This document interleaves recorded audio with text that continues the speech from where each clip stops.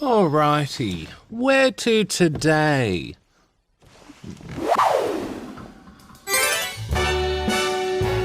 New York it is. New York, New York. Imagine being able to get in the car, buckle up and fly wherever you want to go.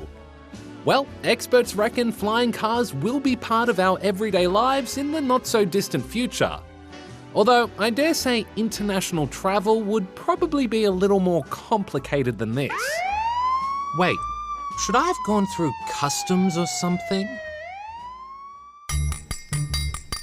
This is a real-life flying car, the SD-03.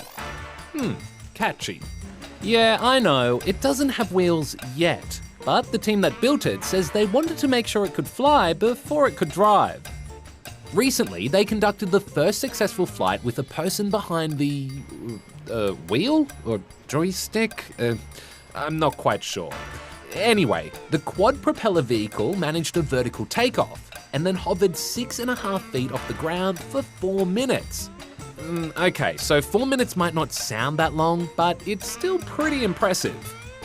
And SkyDrive reckons we could be flying them as soon as 2023. Now, I know what you're thinking. About time, right? I mean, we've been seeing flying cars in movies for decades. There have also been quite a few attempts to build them in real life. In the late 1940s, engineer Molt Taylor built the Aerocar, the first plane car thingy to successfully take flight. How quickly you can convert car into plane. It was tested and approved for mass production, but it never quite took off.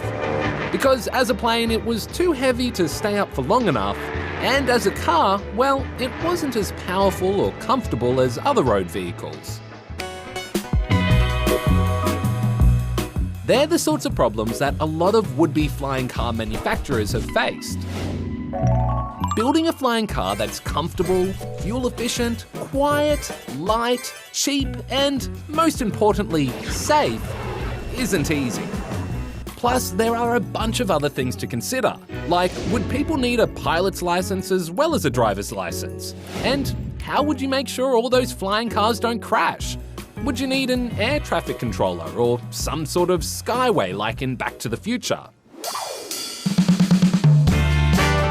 These are all big questions that are actually being thought about by authorities around the world as more companies show off their plans for a flying future.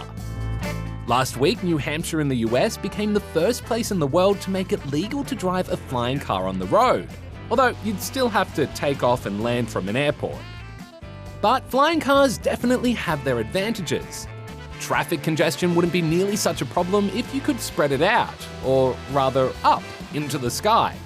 Plus, you know, who wouldn't want a flying car? They seem pretty cool, right?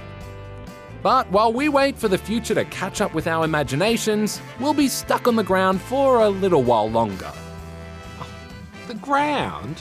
Oh, but that's so boring.